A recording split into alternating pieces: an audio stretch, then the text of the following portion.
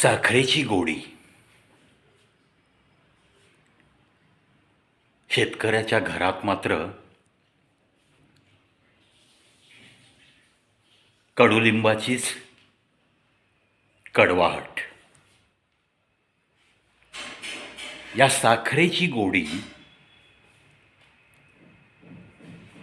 या सहकाराचा स्वाहाकार झाल्यापासून ही पांढरी साखर राजकारण्यांचीच गोडी वाढवली या पांढऱ्या साखरेने.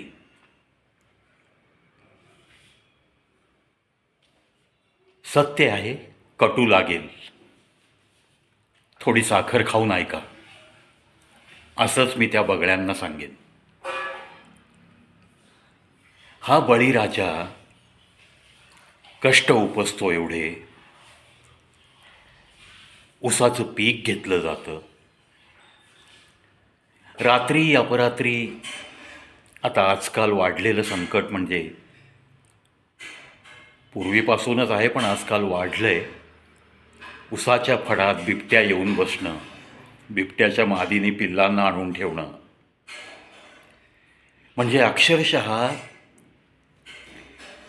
जीवाची रिस्क घेऊन पीक वाढवलं जातं. लाखो टनाचं गाळप होऊन लाखो टन साखरेचं उत्पादन होतं. तरीही साखरेचं उत्पादन कमी असं कागदोपत्री दाखवलं जातं.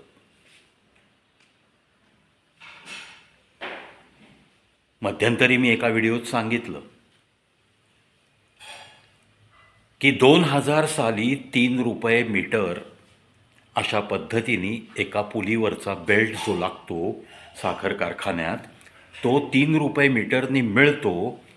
त्या बेल्टचं बिल 70 रुपये मीटरप्रमाणे लावा असं सप्लायरला सांगत जातं. आणि हे सांगून त्याच्यातली मलई किती जणं वाटून खातात देव जाणो. हा एकच फक्त उदाहरण देतोय मी.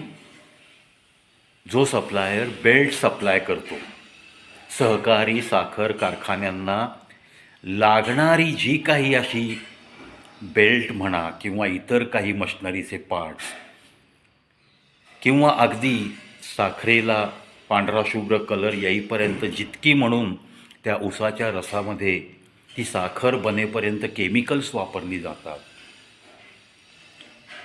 या सगळ्या सप्लायरच्या बाबतीत हेच घडतंय. मग अशा पद्धतीने इतक्या जर पटीमध्ये भ्रष्टाचार असेल तर कोणता सहकारी साखर कारखाना कागदोपत्री प्रॉफिटमध्ये दाखवतील हो? हे शक्य तरी होईल का यांना? मग सहकारी साखर कारखाना एखादा तोट्यामध्ये चालला, किती दिवस चालू शकतो तोट्यामध्ये?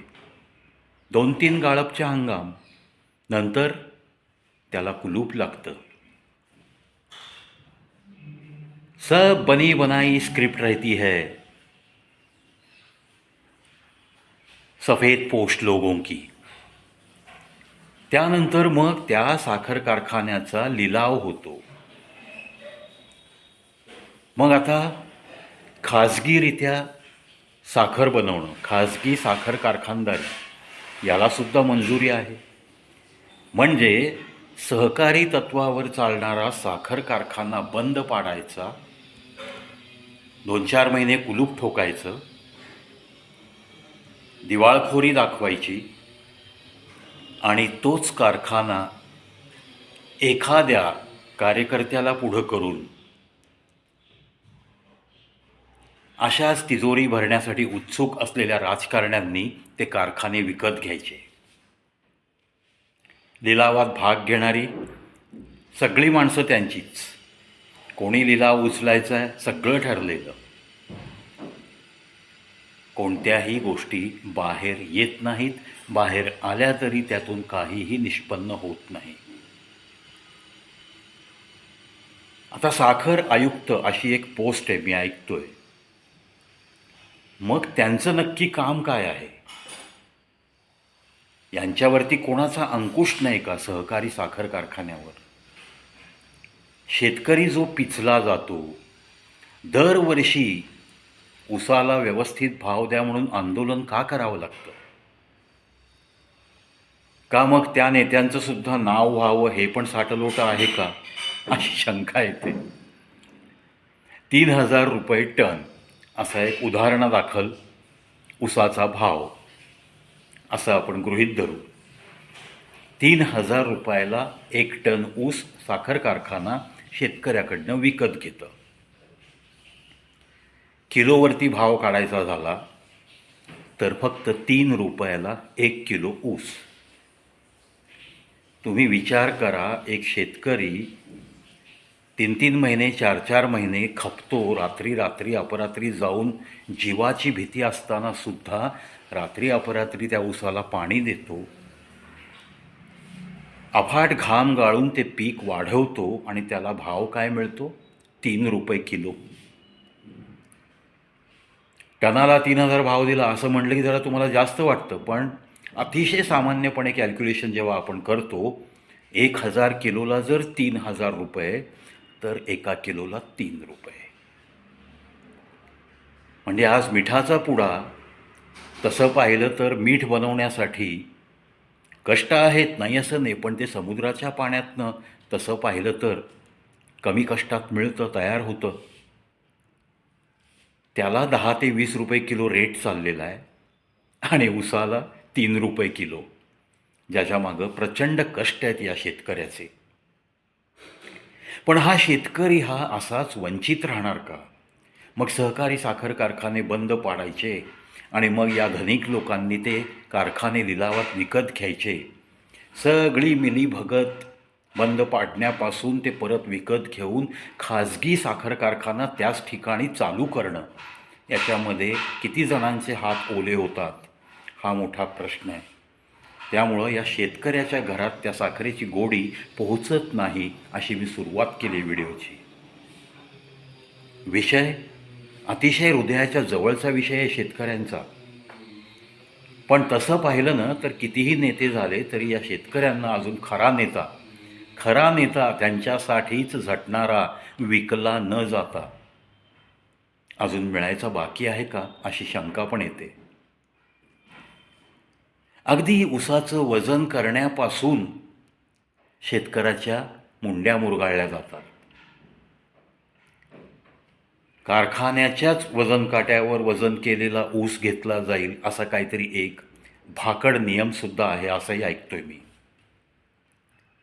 द्या ना, त्यांच्या गावाच्या आसपास वजन काटे बनवून द्या, त्यांना पॉवर्स द्या, त्यांची यादी बनवा तुमच्या कारखान्याकडं, या वजन काट्यावरचं वजन ॲक्सेप्ट केलं जाईल, असे वजन काटे निर्माण होऊ द्या. बेरोजगार तरुणांना त्या वजन काट्याचा बिझनेस मिळेल. पण नाही, साखर कारखान्याच्या इथे वजन काट्यावर वजन करा. तसं जर करण्यासाठी कोणी टाळाटाळ केली तर त्या ट्रॅक्टरच्या ड्रायव्हरला कोंडून मारलं गेल्याची सुद्धा उदाहरणं आहेत. म्हणजे त्या ठिकाणी कुठे ना कुठे काहीतरी पाणी मुरतंय, काटामारी होतीये. त्या वजन काटा करून ऊस आतमध्ये जायच्या आत कुठे ना कुठे शेतकऱ्याच्या पोटावर पाय येतोय. 100 किलोचा जरी पाय आला त्याच्या पोटावर तरी त्याचे गेले ना हो 300 रुपये. रात्रंदिवस झटायचं त्यांनी, कष्ट त्यांनी उपसायचे, घाम त्यांनी गाळायचा आणि मलईमध्ये वाटेल त्या लोकांनी खायची. कारखाने बंद पाडायचे, धनिकांनी घ्यायचे, परत ते चालवायचे. त्यांचा रेट निराळा. 25 किलोमीटरचं मग ते अंतर पण पाळणार नाहीत. मग कधीकधी त्यांच्या कार्यकर्त्यांच्या जमिनी 40-50 किलोमीटरवर असतील, त्यांच्या ऊसाला प्राधान्य. ह्यांना विचारणार कोण? शुगर फॅक्टरीचं ऑडिट हा तर एक हास्यास्पद विषय आहे. म्हणजे ज्या ठिकाणी पावलापावलावर भ्रष्टाचार आहे त्यांना ऑडिटरसुद्धा कसा क्लिअरन्स देतो दरवर्षी, हे मोठं गूढ आहे. अर्थात या प्रश्नातच उत्तर आहे, फार काही गूढ नाही आहे. आजकल बस यही चलते जा रहा है गए 40-50 सालों से. म्हणूनच सहकाराचा स्वाहाकार झाला. ठराविक मंडळी या सहकारामुळं गब्बर झाली. म्हणजे आपलीच साखर विकत घ्यायची कमी पैशात आणि जास्त पैशात इम्पोर्ट केली असं दाखवायचं.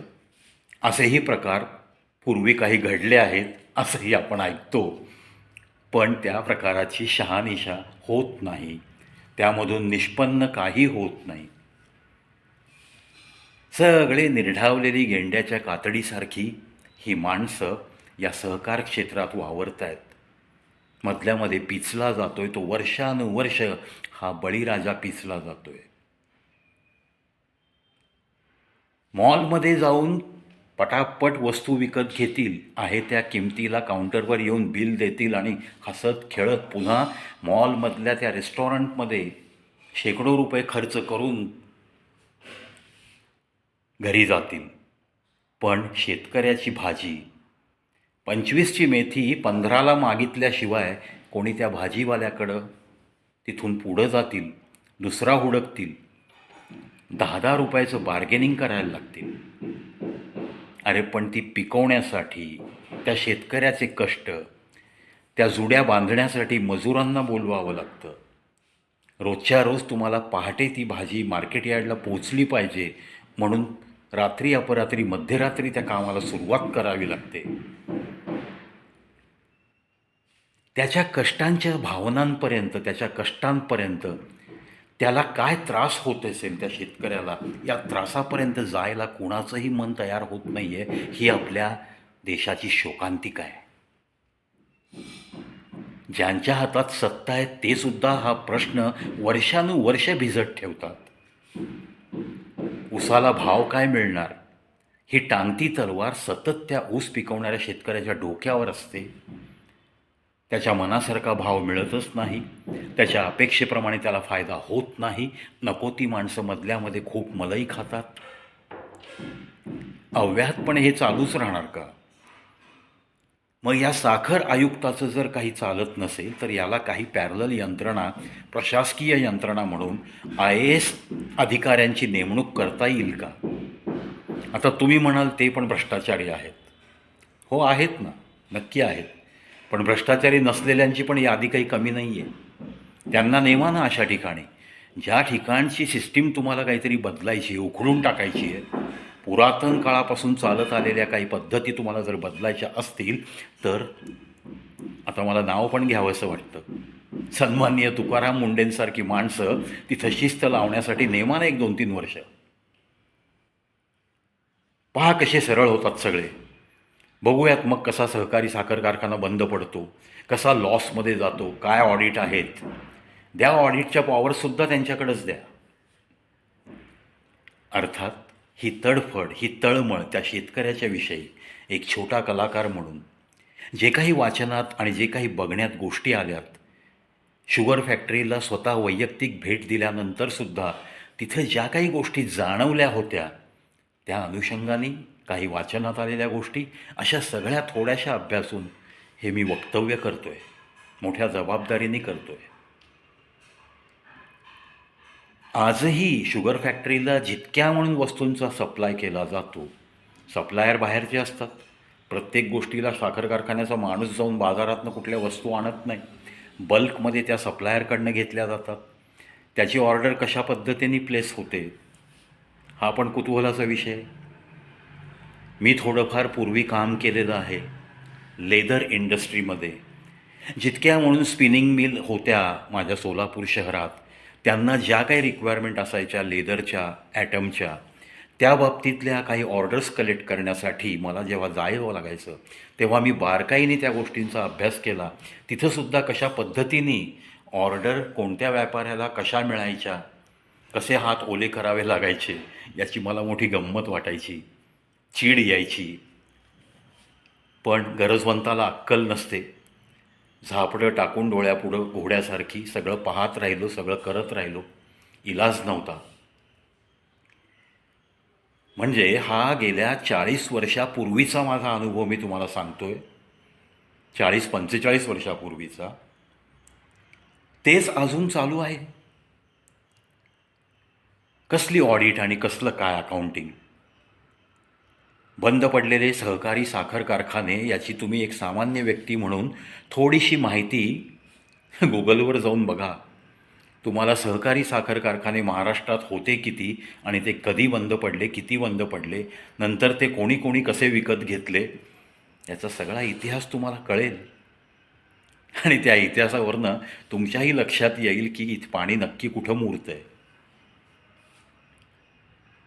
ही मंडळी फटाफट 5 ते 10 वर्षाच्या कालावधीमध्ये कशी अब्जाधीश झाली, या प्रश्नाचं उत्तर तुम्हाला नक्की, असं जर तुम्ही काही शोध घेतला तर नक्की मिळेल.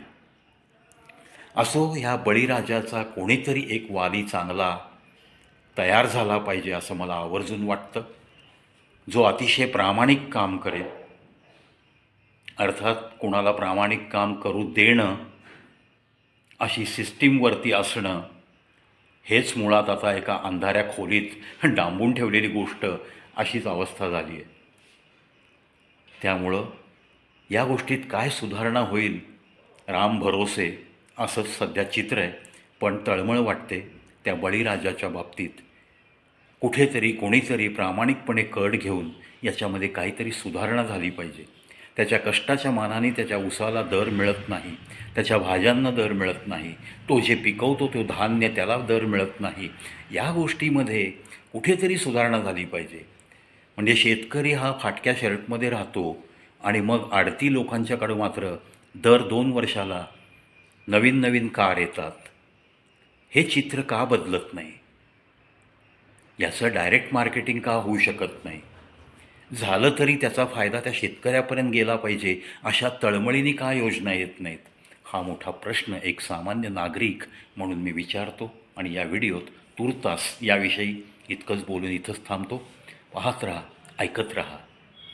अशीच अनेक विषयांची गोडी तुमच्या जिभेवर देणारा आणि तुमच्या कानापासून मनापर्यंत पोचण्याचा प्रयत्न करणारा हा एकमेव जागतिक विक्रमवीर कवी प्रवी शो यूट्यूब चॅनलवर रोज तुम्हाला काही ना काही देण्यासाठी अतिशय उत्सुकतेने चॅनलवर येणारा एकमेव कलाकार.